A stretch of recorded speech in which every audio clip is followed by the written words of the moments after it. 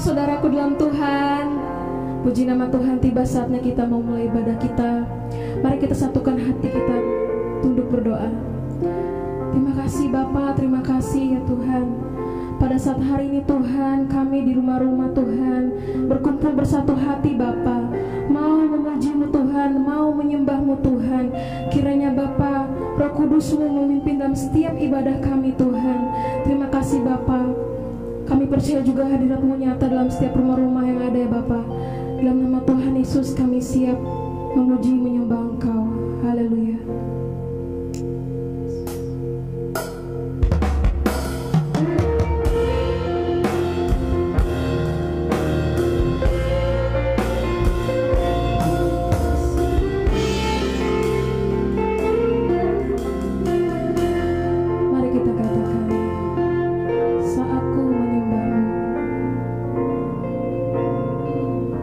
Saat ku menyembah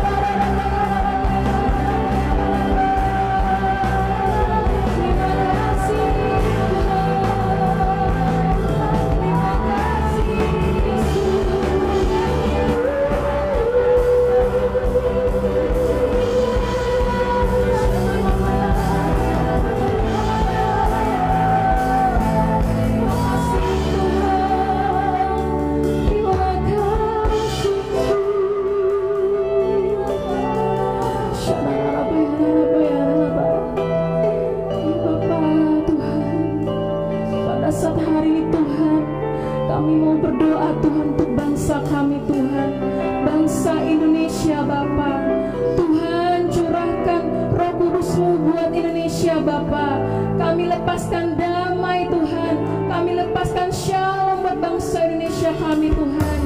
Kau berkati bangsa kami Tuhan, di setiap daerahnya Tuhan, di setiap sukunya Tuhan, di setiap agama-agama yang ada di Indonesia Tuhan. Biarlah kedamaian ada di Indonesia Tuhan. Di dalam nama Tuhan Yesus, di dalam nama Tuhan Yesus. Kami juga tak lupa berdoa Tuhan untuk pandemi saat ini Tuhan, COVID-19 Tuhan. Kami tolak hanya di dalam nama Yesus, di dalam nama Yesus. Biarlah penyertaan Tuhan melindungi setiap hati kami Tuhan, di dalam nama Yesus, di dalam nama Tuhan Yesus. Tak lupa Tuhan, kami juga berdoa untuk Bapak Presiden kami dan serta wakilnya Tuhan, beserta jajarannya Bapak. Kau berkati Tuhan setiap pekerjaannya Tuhan, Kau berkati kesehatannya Tuhan. Apapun yang menjadi tugas Bapak-Bapak kami ini Tuhan, bisa menyenangkan Engkau Tuhan. Ada keadilan Tuhan saat mereka bekerja Tuhan, dan berikan mereka takut akan Tuhan ya setiap pekerjaan mereka ya Bapa. Di dalam nama Tuhan Yesus, kami juga tak lupa juga Tuhan berdoa untuk Bapak Niko Nyotora Harjo beserta keempat wakilnya Bapak. Kau berkati Tuhan. Kami juga tak lupa Tuhan berdoa untuk Pak Andi Markus, ketiga wakilnya Bapak, Pak Agus dan beserta ketiga wakilnya Tuhan. Ya Tuhan, inilah Bapak-Bapak yang kami rindukan Tuhan, di mana Tuhan Kau memberikan visi dan misi untuk mereka supaya melampaui jiwa-jiwa Tuhan, melingkupi jiwa-jiwa Tuhan yang ada Tuhan. Kami berdoa untuk kesehatannya Bapak, kami berdoa untuk pekerjaannya Bapak, bahkan pelayanannya Tuhan. Berkati juga untuk keluarga besarnya Tuhan, di dalam nama Tuhan Yesus. Kami juga mau berdoa Tuhan yang Kau ajarkan, yaitu doa Bapa kami. Bapa kami yang ada di surga, dikuduskanlah nama-Mu, datanglah kerajaan-Mu, jadilah kehendak-Mu di bumi seperti di surga. Berikanlah kami pada hari ini makanan kami yang secukupnya, dan ampuni kesalahan kami seperti kami juga mengampuni orang yang salah kepada kami. Dan jangan bawalah kami ke dalam pencobaan, tapi lepaskanlah kami pada yang jahat, karena Engkau kerajaan dan kuasa dan kemuliaan selama-lamanya. Haleluya, amin. Shalom Bapak Ibu. Tiba saatnya kita memuji menyembah Tuhan. Haleluya.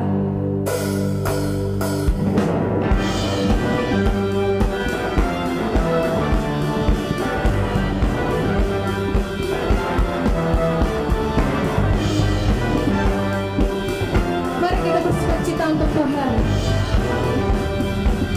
Kita katakan,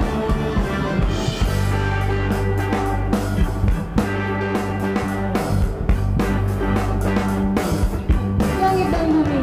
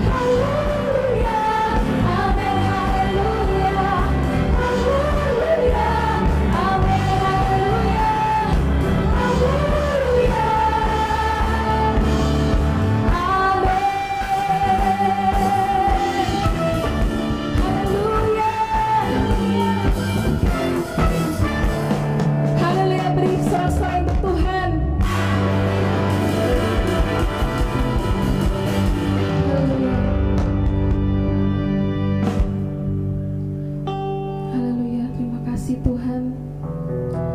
Tiba saatnya Tuhan, kami mau mendengarkan firman-Mu Tuhan.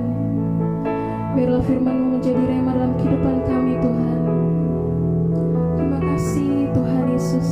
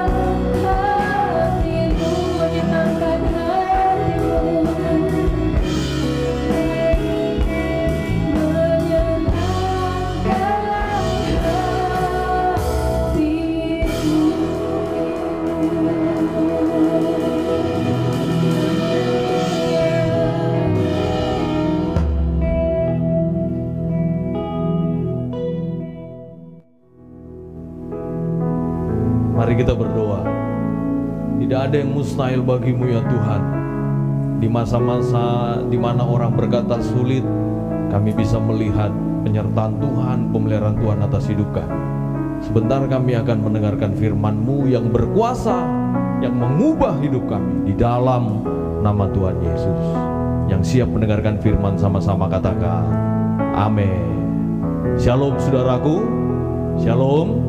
Sebelum saya sampaikan firman, saya mau mengajak saudara untuk menyanyikan satu lagu yang hari-hari ini sangat memberkati saya.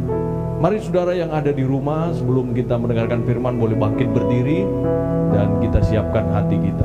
Mari sama-sama katakan, bless the Lord, oh my soul, oh my soul, worship His holy name.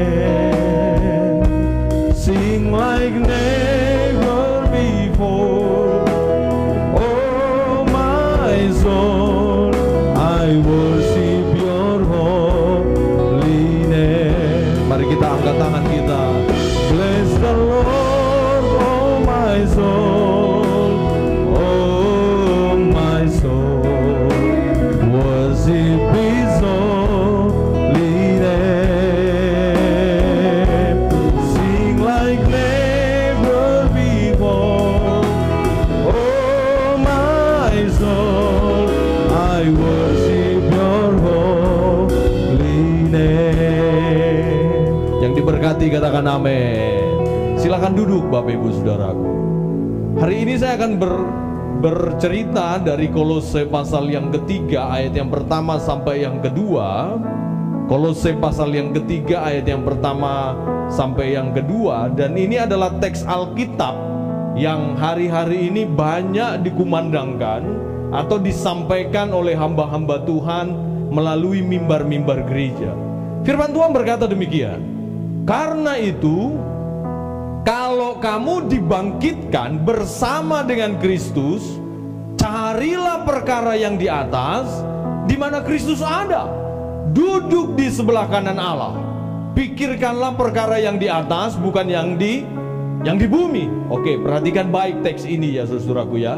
Karena itu, kalau kamu dibangkitkan bersama dengan Kristus, artinya Paulus menuliskan kepada jemaat di Kolose ini hanya kepada mereka yang yakin dan percaya bahwa hidupnya dibangkitkan bersama dengan Kristus. Kalau tidak percaya hidup ini dibangkitkan bersama dengan Kristus, tentu firman ini akan sulit untuk dipahami. Sesungguhnya firman Tuhan nanti berkata demikian, carilah perkara yang di atas.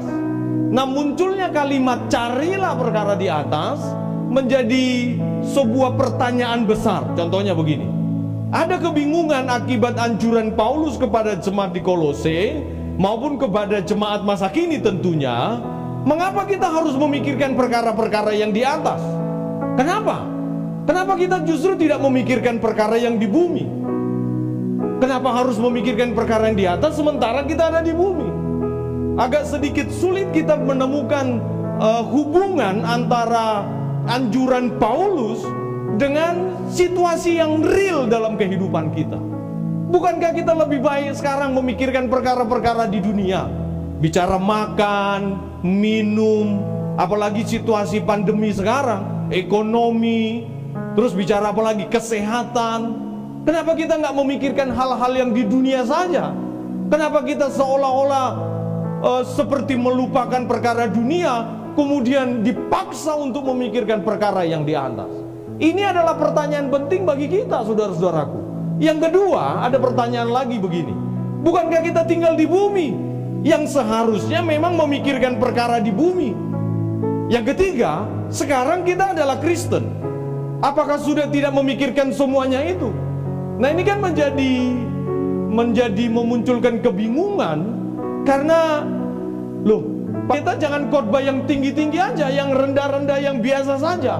Kita khotbah yang real saja. Sekarang orang lagi susah makan, sekarang orang lagi susah bisnis, sekarang orang lagi susah dalam kesehatan. Kenapa justru kita diajak untuk memikirkan perkara yang di atas? Saudara-saudaraku, begini, kita perlu mengetahui konteks dari teks Kolose pasal yang ketiga ini supaya kita memahami apa maksud Paulus. Yang pertama adalah kata dibangkitkan bersama dengan Kristus.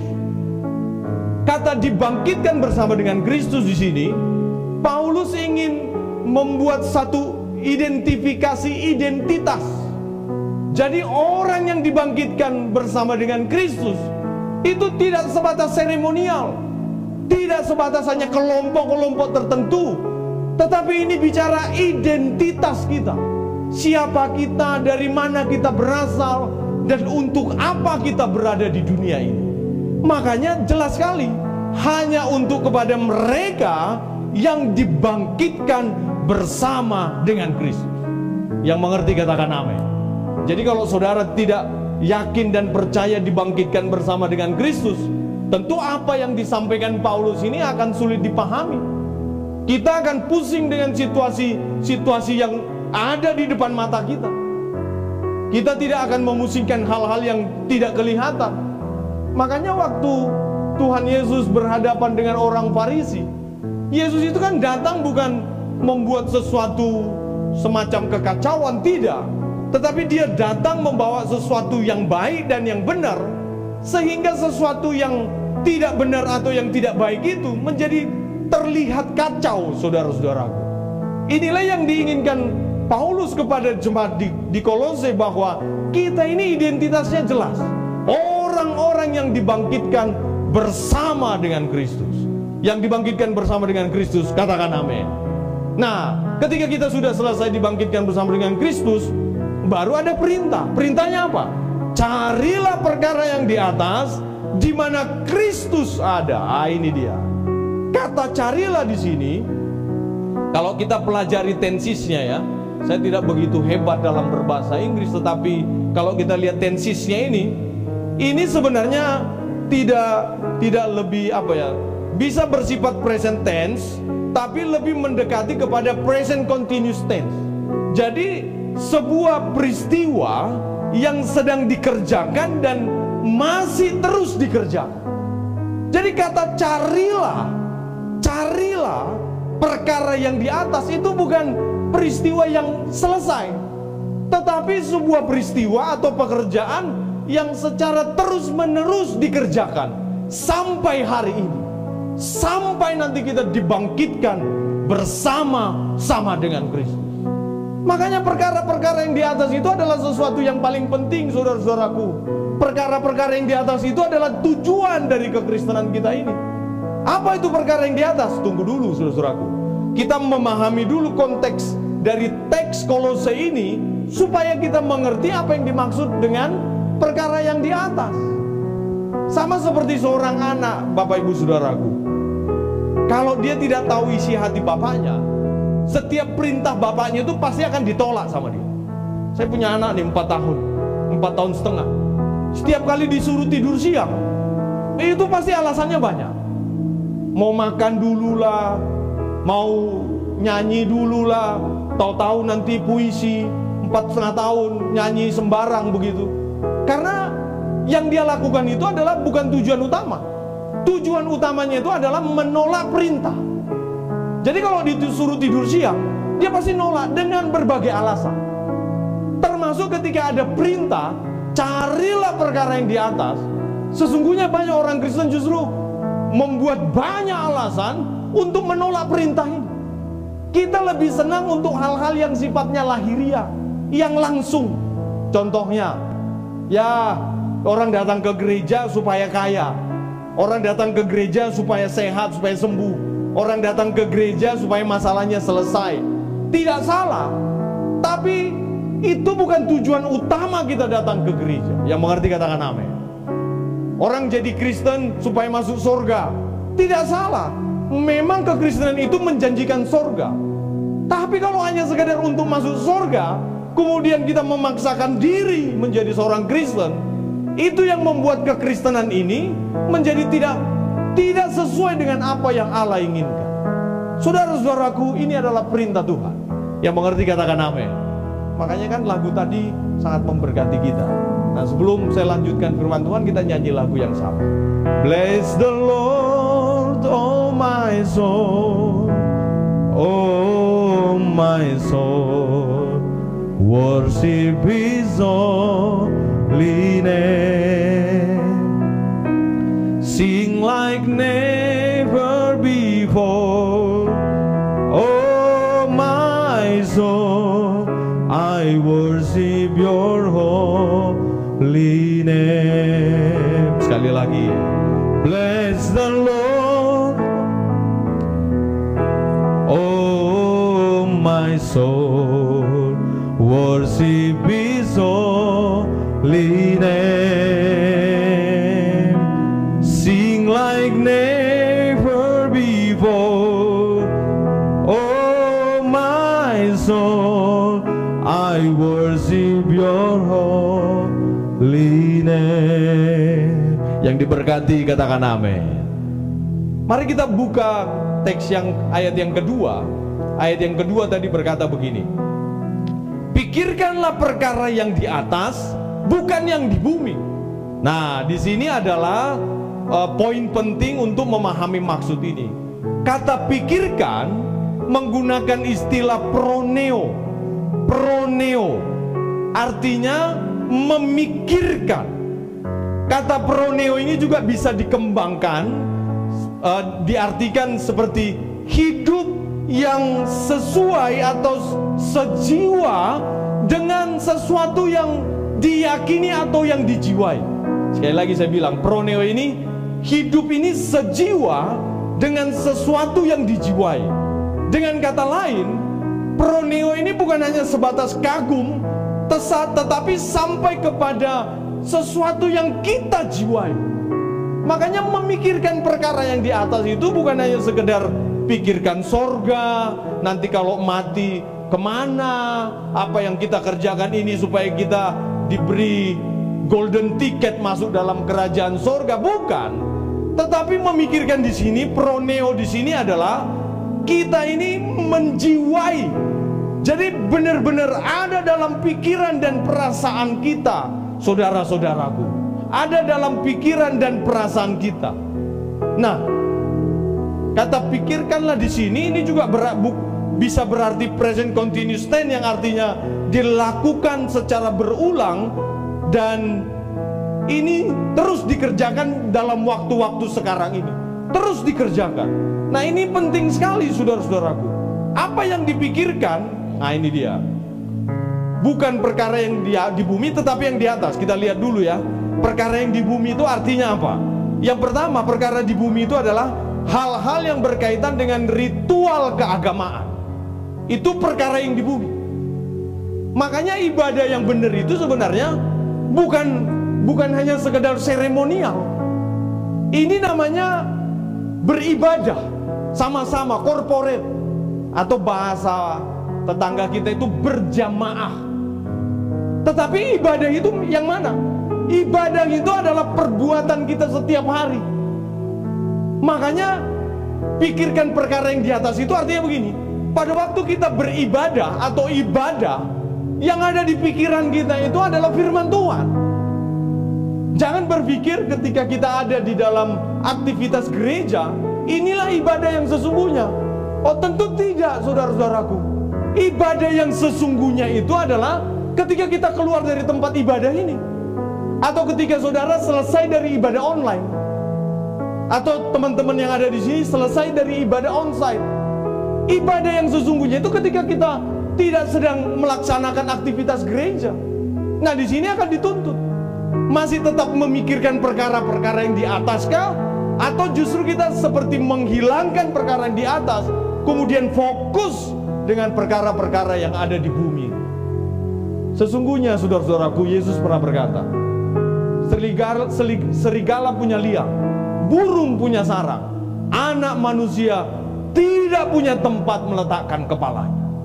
Makanya tidak ada alasan kita untuk seperti mengutamakan hal-hal jasmani ketimbang hal-hal yang jauh di luar jasmani. Firman Tuhan pernah berkata, jangan takut kepada mereka yang hanya mampu membunuh tubuhmu tapi tidak berkuasa atas jiwamu. Takutlah kepada Dia pribadi yang bukan hanya bisa membinasakan tubuhmu, tapi Dia juga berkuasa atas jiwa. Perkara yang di atas itu adalah selera kita akan ilahi, saudara-saudaraku. Perkara yang di atas itu apa? Perkara yang di atas mengatakan bahwa perkara yang di atas adalah perkara di mana Bapamu berada. Jadi setiap kali kita melakukan perbuatan ini, tujuannya itu harusnya surga. Yang setuju katakan amin. Waktu kau makan, kau minum, kau melakukan segala sesuatu, lakukanlah itu untuk Tuhan, saudara-saudaraku. Kalau ada rasa khawatir pun, seharusnya kekhawatiran itu tidak akan menguasai kita, karena tujuan hidup kita adalah surga. Haleluya. Ini tidak akan berarti khotbah ini kalau kita nggak sungguh-sungguh. Nah, yang pertama tadi saya sudah ingatkan, justru khotbah ini tidak akan berkuasa kalau kita yang pertama itu tidak percaya bahwa kita dibangkitkan, hidup dibangkitkan bersama dengan Kristus. Nah, kalau saudara percaya kita akan dibangkitkan bersama dengan Kristus, seharusnya kematian pun tidak akan lebih menakutkan. Karena jaminannya ada, dibangkitkan. Tapi justru sekarang banyak orang Kristen ragu dan lebih mengkhawatirkan kematian jasmani daripada kematian kekal. Firman Tuhan ini singkat. Saya pastikan saudara mendapatkan sesuatu yang baru. Kalau tidak sekarang, tidak ada kesempatan yang lain. Hari ini Anda bisa bernapas. Hari ini saya bisa berkhotbah. Besok tidak ada yang tahu. Dengarkan baik-baik firman ini. Tuhan Yesus memberkati. Beri kemuliaan untuk Tuhan. Mari kita nyanyikan lagu ini.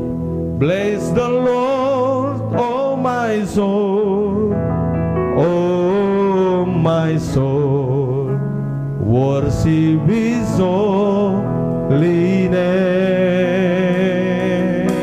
Sing like never before. Amin. Haleluya. Mari bangkit berdiri, saudara-saudaraku, angkat tanganmu. Bless the Lord, oh my soul, oh my soul, worship His holy name. Hallelujah, amen. Oh my soul, I worship Your holy name. I worship Your Lord. I worship You, hallelujah. I worship Your holy name.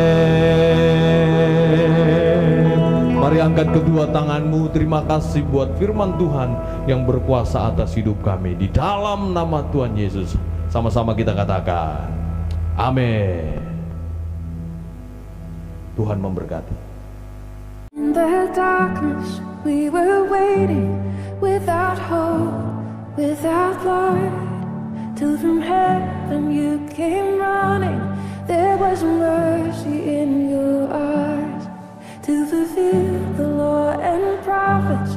To a virgin came the word, from a throne of endless glory to a cradle in the dirt.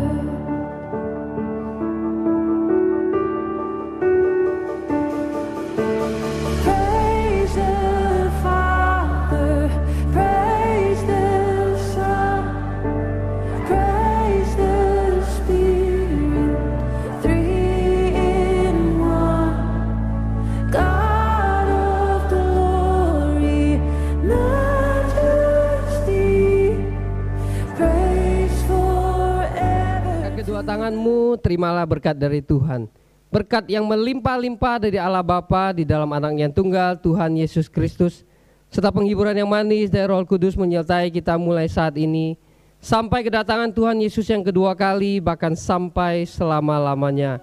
Kita semua yang mengasihi Tuhan sama-sama katakan amin. Amin. Tuhan Yesus memberkati.